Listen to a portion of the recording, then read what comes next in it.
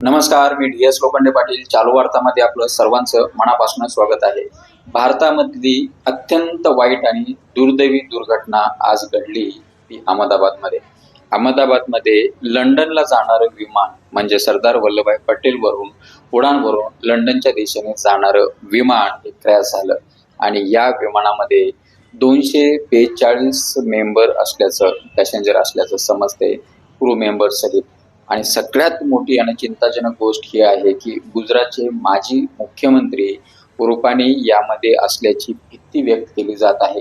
सध्या तरी बचाव कार्य मोठ्या प्रमाणावरती चालू आहे आणि मिळालेल्या माहितीनुसार यामध्ये जवळपास पॅसेंजर हे दगावले असल्याची भीतीदायक माहिती समोर येते आणि ही भारतामधली अत्यंत दुर्दैवी दुर्घटना म्हणायला हरकत नाही. एवढी मोठी दुर्घटना या अलीकडच्या काळात कधीच घडली नव्हती. अशी ही दुर्घटना गुजरातमध्ये आता थोड्या वेळापूर्वी घडली आणि ह्यामध्ये